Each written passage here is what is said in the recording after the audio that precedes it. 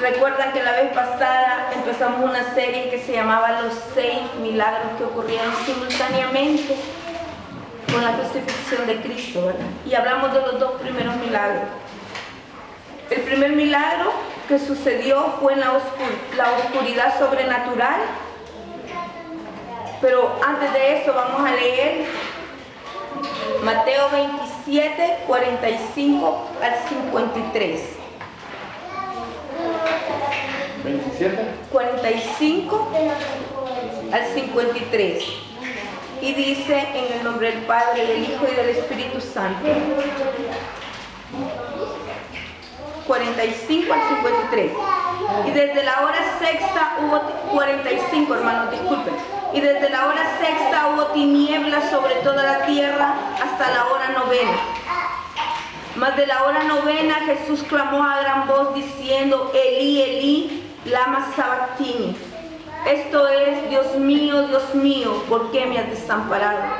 Algunos de los que estaban ahí decían al oírlo: a Elías llama a este.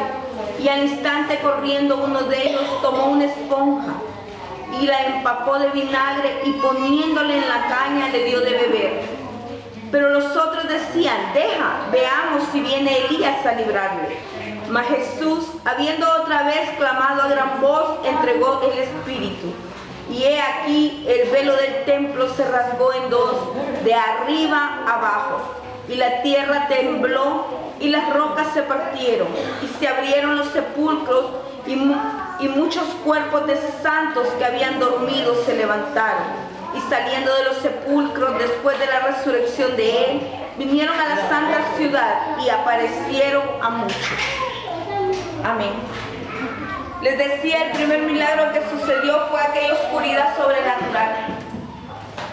La Biblia no habla en otro lugar, no explica qué era esa oscuridad sobrenatural. No habla nada de lo que sucedió ese día, de una explicación de esa oscuridad de ese día, pero sí habla de otro tiempo. Cuando habla de la oscuridad, hablaba del juicio de Dios, eso se los decía la vez pasada. Cuando la Biblia nos destaca de la oscuridad, y lo podemos ver en Apocalipsis, habla del juicio venidero también de Jesús. Por eso es fácil, es obvio ver que cuando a las 12 del día, cuando oscureció, era el juicio de Dios cayendo sobre nosotros. Era el juicio de Dios cayendo sobre la humanidad. Y el lugar del juicio fue aquella cruz. En aquella cruz del Calvario, les decía la vez pasada, fue el derramamiento de la ira de Dios sobre el hombre. Lo recuerdan, ¿verdad? También hablamos del segundo milagro, que dijimos que era cuando Dios le dio la espalda a Dios. Escuchan, hermanos, es que vean que estoy sorda de un oído y yo no me escucho. Casi no. Háganse más para acá, entonces, vénganse por allá. Es que estoy sorda de un oído y yo casi no me escucho. El segundo milagro dijimos que era, le voy a subir al micrófono, que era Dios cuando le dio la espalda a Dios. Y eso fue posible porque Cristo se hizo pecado. Para los que no estaban, como Dios le dio la espalda a Dios. Jesús no dejó de ser Dios. La naturaleza de Cristo no fue quitada. Siguió siendo parte de la Trinidad. Él siguió siendo omnipotente. Cuando dice la palabra que Dios le dio la espalda a Jesús, está hablando que la intimidad de Jesús con Dios fue quitada. Y eso fue por nosotros. Porque Cristo se hizo pecado en aquella crucifixión por nosotros. Y amados hermanos, Dios juzga el pecado. Y donde estaba el pecado, no podía estar Dios. En aquella cruz del Calvario no podía estar Dios, porque ahí estaba juzgando Dios el pecado. Y ahí en ese día estaba cayendo el juicio de Dios sobre el pecado. Dice Habacuc 1:13, muy limpio eres de ojos para ver el mal y no puedes mirar la iniquidad. Aquí vemos que Jesús en medio de aquel inmerso en aquella cantidad cantidad de pecados de todos los que creían en Él. Hermanos, no era de todos los que creyeron en Él, no era de todos los que creían en Él, era que Jesús, inmerso en los pecados de todos los que creían en Él, o sea, de sus pecados, de mis pecados, Él estaba en medio de aquella cruz, sufriendo la ira de Dios sobre su vida. Y me dirán cuáles pecados, de sus pecados en esta iglesia, podríamos decir, de nuestro mal testimonio. Jesús estaba pagándolo en aquella cruz, de nuestra tibieza. Me llamaba tanto la atención que hoy, desde que la hermana Indira empezó a ministrar, le hablaba al Señor de la ociosidad. Es un pecado. Y decía ella, porque sabiendo hacer lo bueno no lo hacemos. Jesús estaba pagando en aquella cruz del Calvario por nuestro pecado, de nuestro chisme, de cuando malinterpretamos lo que los demás dicen y vamos y lo comunicamos a los demás. Jesús ya pagó por eso, de nuestro orgullo, de nuestra mentira. Y te quiero decir, ¿y por qué te los menciono? Porque si Cristo ya pagó por eso, ¿por qué seguimos atados a eso, hermanos? ¿Por qué decimos no lo puedo dejar este pecado? Si dice la palabra que Jesús en aquella cruz del Calvario recibió la ira de Dios por nuestros pecados. ¿Saben por qué? Porque nos gusta chinear el pecado, porque nos gusta estar atados nosotros. Cuando me imaginaba yo, nosotros atados por cadenas, pero la cadena estaba suelta ya. Solo era que nosotros camináramos. Pero estamos tan felices, atados en el pecado, que decimos, es que no lo puedo dejar. Sí lo puedes dejar, porque el pecado te vendió y Cristo te compró con su sangre. No hay pecado que no podamos dejar.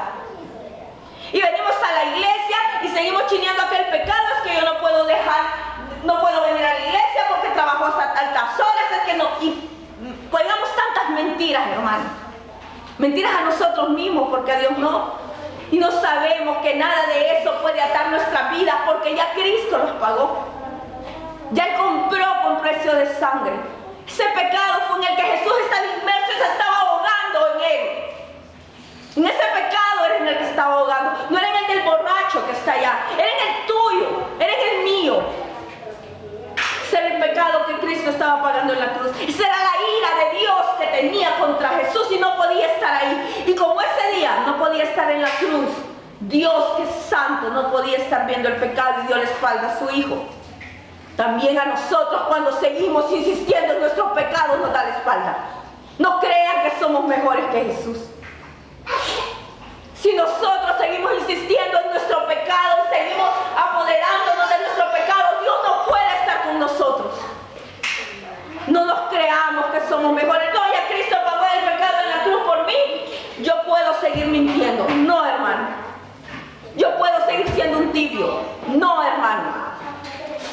Cristo no puede estar con nuestro pecado. Donde está el pecado no puede estar Dios. Amén. No puede, no te engañes, no nos engañemos, no dejemos que el enemigo venga con esa mentira a nuestra vida. Cristo se estaba ahogando en medio de eso y ni aún así tuvo deseos de pecar.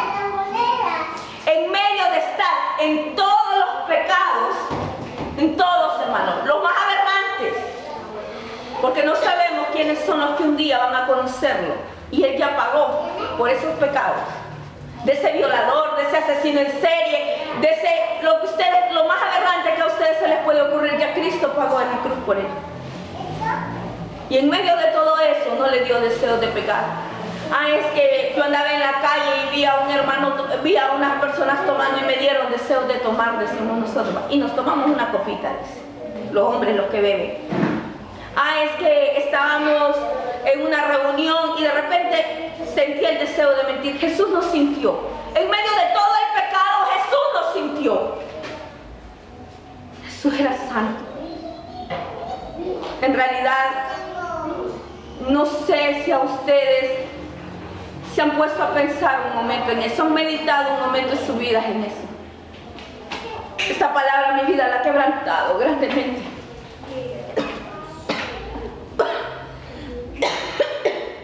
Porque yo era de las que decía, es que no puedo dejar tal cosa. Es que no puedo dejar tal pecado. ¿Quién soy yo si Cristo ya lo pagó? Para no poder dejarlo. ¿Saben qué era lo que yo tenía que decir? Es que no quiero dejar tal pecado. Es que no quiero, es que estoy cómoda con él. Es que estoy feliz con él. Yo sola tenía la cadena atada. El anhelo de Jesús cuando estaba en medio de esos pecados, su anhelo era, lo miramos que dice estas palabras: Dios mío, ¿por qué me has desamparado? En medio de eso que estaba sufriendo en ese momento, es lo que decía: Dios mío, y no era por dolor. No era porque decía, ¿por qué me has desamparado? Que me estoy muriendo en este lugar. No era eso lo que decía. El anhelo de Jesús cuando dijo esas palabras era: ¿por qué ya no tengo intimidad contigo? ¿Por qué no puedo sentir esa intimidad? ¿Por qué la cortaste? Ese era el anhelo de Jesús cuando decía: Dios mío, ¿por qué me has desamparado? Y es ahí, hermanos, donde es la evidencia de que Jesús tenía una pureza de espíritu. Esa es la evidencia de que Jesús supo, que mantuvo una pureza de su espíritu. Por eso es que pronto después de habiendo dicho eso, dijo: consumado es. Y luego le dijo al Padre: Padre, en tus manos encomiendo mi espíritu. Cuando Jesús le dice: en tus manos encomiendo mi espíritu, no le está diciendo voy a morirme, no. Está diciendo: en tus manos pongo mi espíritu. Él se lo está enviando, sabiendo de manera plena que Dios lo recibiría. Y esto nos dice a nosotros, hermanos, que Cristo se volvió pecado. Y su significado es, entonces, en la cruz, que nada está aquí, antes que nada, en un acto de juicio, y es que lo que Dios juzga es el pecado, y el pecado estaba en Cristo. Y ese es el significado de la cruz para nosotros. Luego podemos ver el versículo 47 y 49. Si alguien lo haya, me lo lee, por favor. Del capítulo 27. Mateo 27. Dice del 47 y el 49. Y algunos de los que estaban ahí decían al oírlo: a Elías llama a este. Y al instante, corriendo uno de ellos, tomó una esponja y la empapó de vinagre, y poniéndola en una caña le dio a beber. Pero los otros decían: deja que veamos si viene Elías a librarlo. Ellos estaban riendo, era una burla de Cristo. Ellos estaban riendo de él, porque ellos sabían que cuando Jesús decía Elí, no estaba llamando a Elías. Ellos lo sabían perfectamente y se los explicaba la vez pasada, pero era una manera sarcástica de burlarse de él. Y dice que para complementar su burla, uno de ellos corrió y le dio vinagre. Dice en otros libros que agarró una caña de 20 centímetros para ponerle el vinagre. ¿Saben para qué se lo ponían? Para que él durara más tiempo. Porque la sed era una de las cosas que lo iba a matar más rápidamente. Pero si ellos le daban vinagre de tomar, él iba a resistir más tiempo. Podemos ver que esta vez es la última, es la quinta vez cuando Cristo abre su boca. Yo les decía la vez anterior que Cristo abrió su boca en medio de esas 6 horas. La abrió 6 veces. ¿Recuerdan? ¿Recuerdan cuáles eran las veces que les dije que la había abierto? La primera, cuando le dice: Padre, perdónalos porque no saben lo que hacen. Está en Lucas 23:34. La segunda vez que la abre es cuando le dijo al ladrón arrepentido: de cierto os digo que hoy estarás conmigo en el paraíso.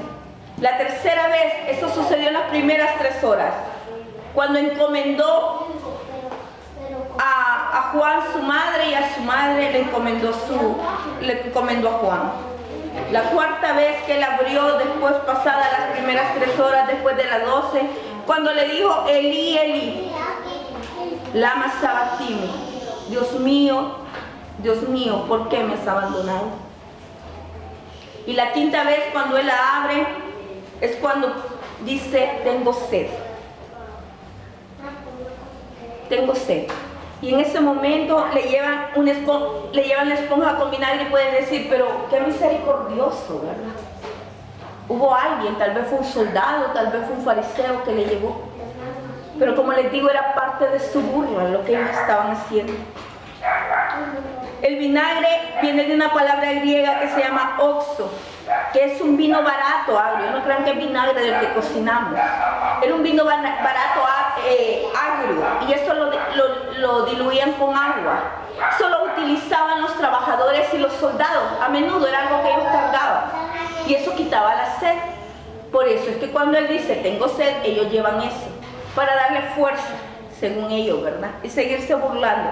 Ellos sabían que con eso, según ellos, Jesús iba a durar más. El contenido de alcohol era muy bajo en ese vinagre. Pero ese acto de misericordia que ellos tenían hacia Jesús era una prolongación de su tortura. Pero la idea es que por lo menos alguien tuvo misericordia de él, podrían decir algunas personas. No, hermano. Era una burla a Cristo.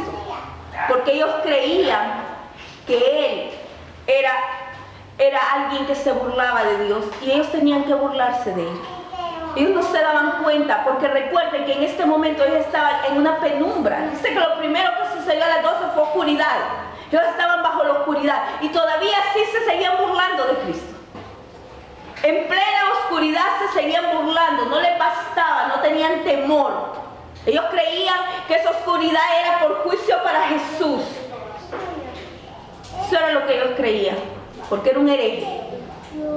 No miraban que era juicio para sus vidas. ¿Se pueden imaginar cómo en medio de la densa oscuridad? Y me ponía a pensar yo cómo nosotros, cuando miramos más oscuro en nuestra vida, es cuando más vituperamos de Dios. Igual que ellos. Ellos en medio de aquella oscuridad era cuando más se burlaron de Jesús. Hasta el último momento. Estos dos primeros milagros son muy instructivos porque nos enseñan lo que Jesús pasó en sus últimas 6 horas de vida. En el versículo 50 dice, mas Jesús, habiendo otra vez clamado a gran voz, entregó el espíritu. Tetelestai. Aquí, esta es la 6ª vez que Jesús rompe el silencio. Apenas antes de que él exhalara por última vez, él clamó a gran voz una vez más. Él está suficientemente fuerte para hacerlo. Eso es muy importante, hermanos, enfatizar esto. Si ustedes leen la palabra y leen cada uno de los evangelios, van a ver que dice, y clamó a gran voz. ¿Saben por qué clamó a gran voz? Porque él quería que supiéramos que él tenía fuerzas para seguir ahí. Él quería que supiéramos que él tenía fuerzas suficientes para estar en ese lugar, que él no se estaba muriendo. La única vez de esas 6 veces que él no clamó a gran voz, o por lo menos no lo registra la Biblia, es cuando dice tengo sed. La Biblia no registra que en ese momento clamará a gran voz. Pero el resto de las 5 veces Jesús clama a gran voz y le dice al Padre, te entrego mi espíritu. Fue una voz fuerte, fue un grito. Cuando dice que clamó a gran voz, fue un grito, fue una fuerza. Él todavía no había llegado al agotamiento extremo. Él quiere que eso nos quede claro. ¿Saben por qué, hermanos? Porque así nos vamos a dar cuenta qué tanto fue su sacrificio por nosotros. Él tenía los recursos suficientes para seguir con vida en aquella cruz del Calvario. Pero él se entregó voluntariamente. En ese momento Jesús literalmente despidió su espíritu como un acto de su propia voluntad. Fue un acto voluntario. Y aquí es el tercer milagro de la cruz. Que a Jesús nadie le quitó la vida. Él entregó su vida voluntariamente. El Padre palabra que el Padre ordenó la muerte, pero no le quitó la vida. Él entregó su vida por nosotros. Y después de que le dijo, te entrego mi vida, dice que tan pronto lo dijo, él murió. Cuando las víctimas en aquella crucifixión duraban días, él, en el momento que él quiso, entregó su vida y murió. En el instante que él lo deseó. ¿Puede alguno de nosotros decir eso? Me voy a morir en este... Tenemos el poder, no de la resurrección, de nuestra vida nosotros. Podemos nosotros decir en este momento, hoy voy a morir y morir. Podrían decirme, sí, me pego un tiro y me mato. No, le estamos dando el poder a la bala.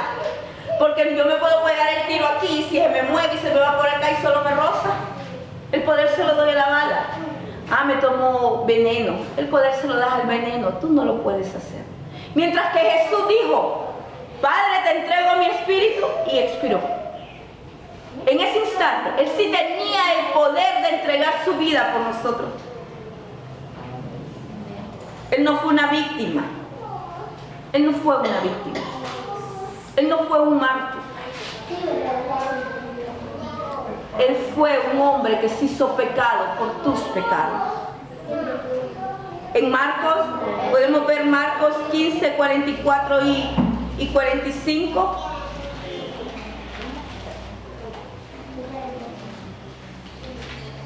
Marcos. Si alguien lo lee, 44 y 45.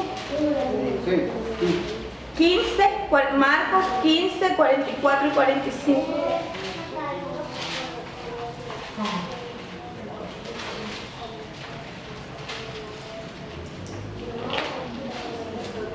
Dice, Pilato se sorprendió de que haya hubiese muerto, y haciendo venir al centurión le preguntó si ya estaba muerto. E informado por el centurión, dio el cuerpo a José. ¿Por qué creen que Pilato se sorprendió cuando le fueron a decir? Porque murió muy rápido. Los crucificados, como les decía antes, duraban mucho tiempo. Entonces Pilato, cuando llegan y le dicen, ese que se dice ser el Hijo de Dios ha muerto, él se sorprende, porque es algo sobrenatural que haya muerto tan rápido. Entonces manda al centurión a que investigue si es cierto lo que están diciendo. Jesús no solo tuvo el poder de retomar su vida de la tumba, Él también tuvo el poder para entregarla cuando Él quiso. Ningún hombre puede por su propia voluntad hacer eso. Y dice el capítulo Juan, en Juan capítulo 10, yo se los leo, capítulo 10, versículo 11, dice, yo soy el buen pastor da la vida por sus ovejas. Y dice el verso 15, yo pongo mi vida por las ovejas. Dice el verso 17, yo pongo mi vida para volverla a tomar. Dice el verso 18, nadie me la quita, sino que yo de mí mismo la pongo. Tengo el poder para ponerla y tengo el poder para volverla a tomar. Amén. Nos queda claro que este tercer milagro es que Cristo entregó voluntariamente su vida por nosotros. Qué gran declaración es. Solo Dios puede tomar la vida y volverla a quitar. ¿Qué es lo que podrá estar diciendo entonces acerca de la cruz?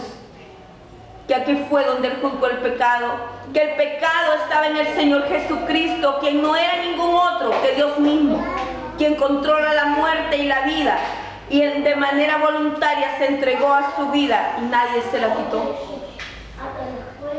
Entonces podemos ver tres cosas en esos tres pecados, en esos tres milagros.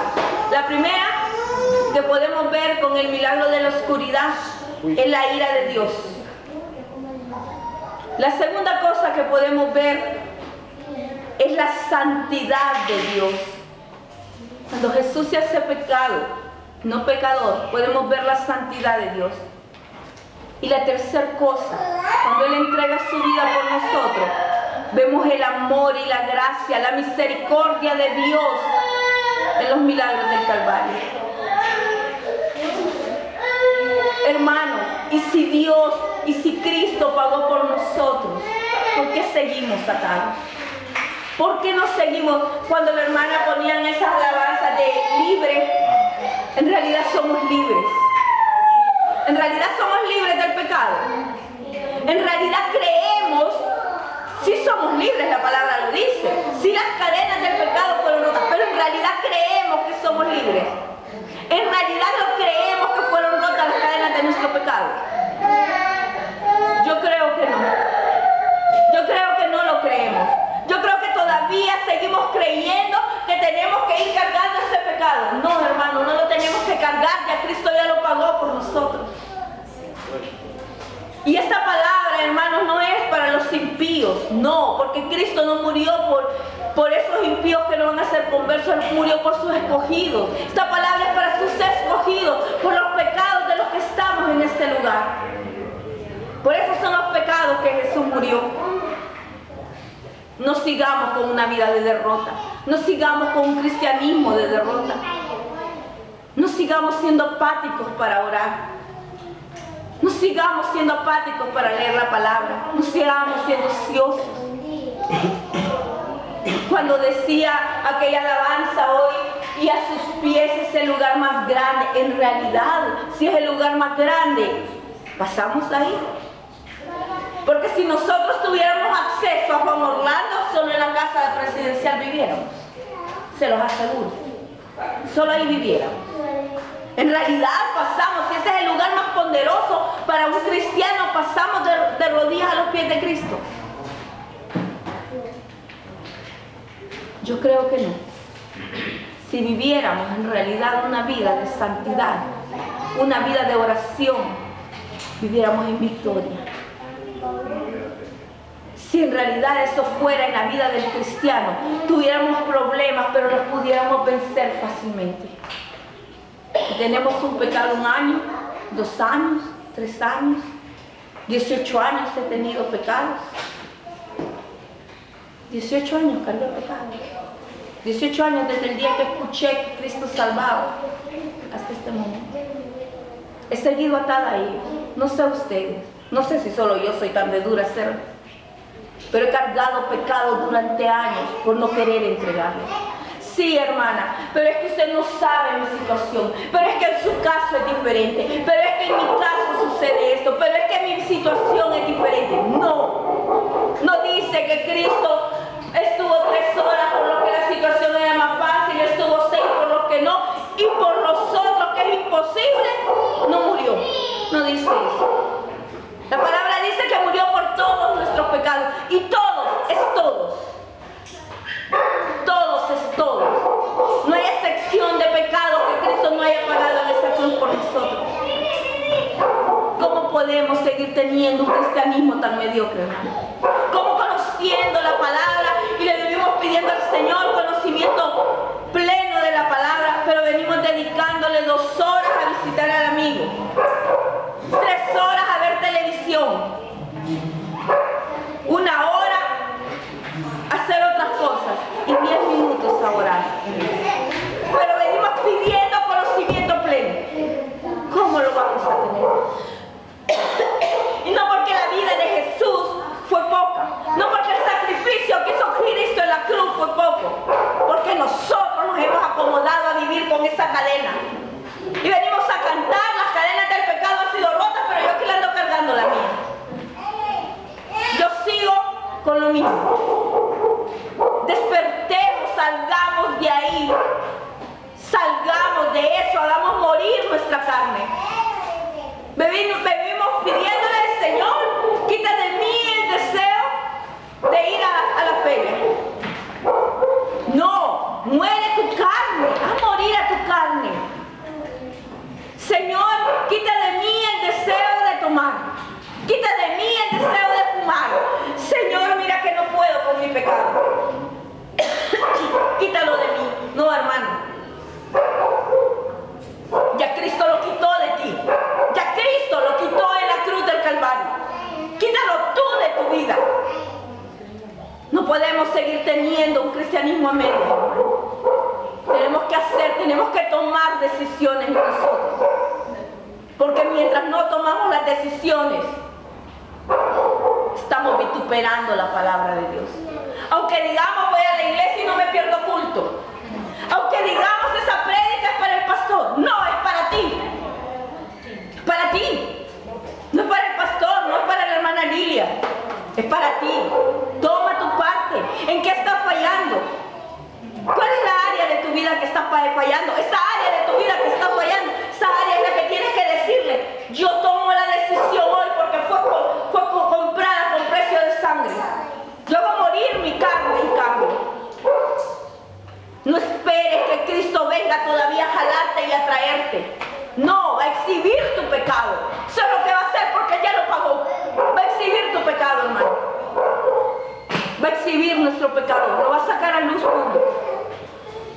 Le decía hoy a una persona, le decía, ves, te gusta andar en la carne, y Dios te sacó tu pecado a luz pública a nivel nacional. Así sacó tu pecado, Dios. Esta persona se reía. Cristo no puede morir en la cruz otra vez por ti. No puede. No es que no vamos a tener deseos de mentir, sí vamos a tener los deseos, pero tenemos que ser conscientes de nuestro pecado y debemos de decir, no, voy a morir a mi pecado. No es que no nos va, hermanos, muchas veces tenemos aquellos deseos y nuestra carne nos dice no es malo. Si es que vamos de santidad progresiva, es poco a poco.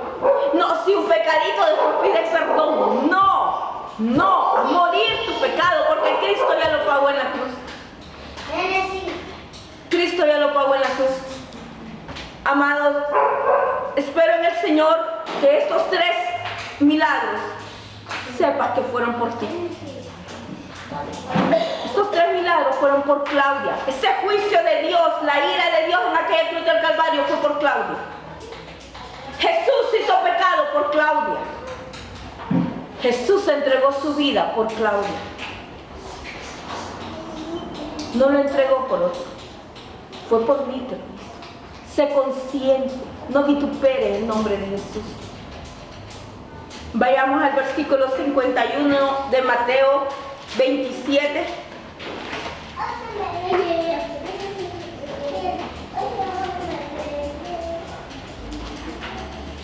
Y dice, y he aquí el velo del templo se rasgó en 2, de arriba a abajo, y la tierra tembló y las rocas se partieron.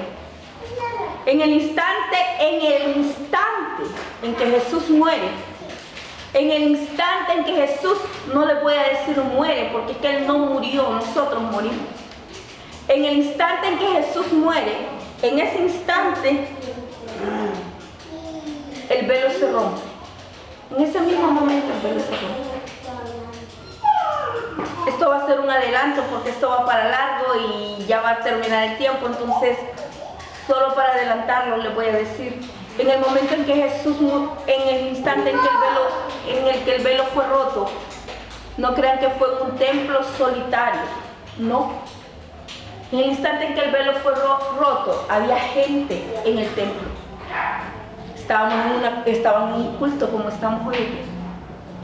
Estaban habiendo sacrificios en el lugar santísimo. Había maestros de la ley alrededor. Estaba el gran sacerdote dando el sacrificio para Dios. Se pueden imaginar que en ese instante, hoy que estamos aquí, en un momento, se rompa eso.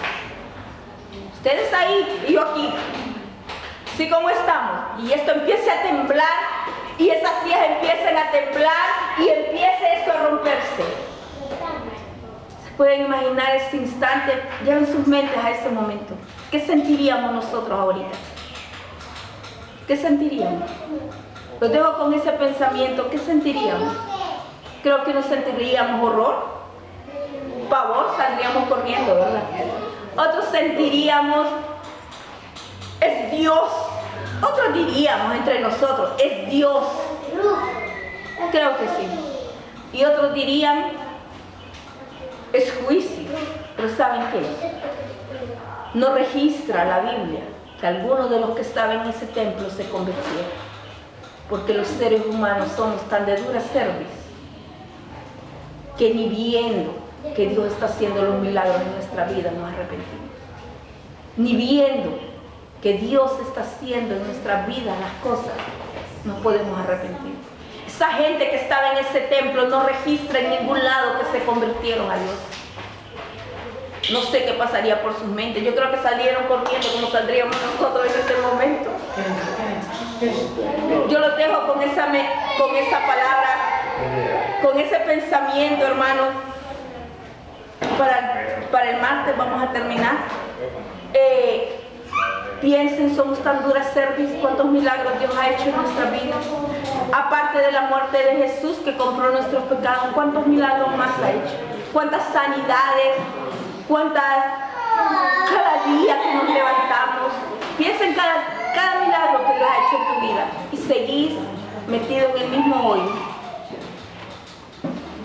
Seguís cargando tu mismo pecado.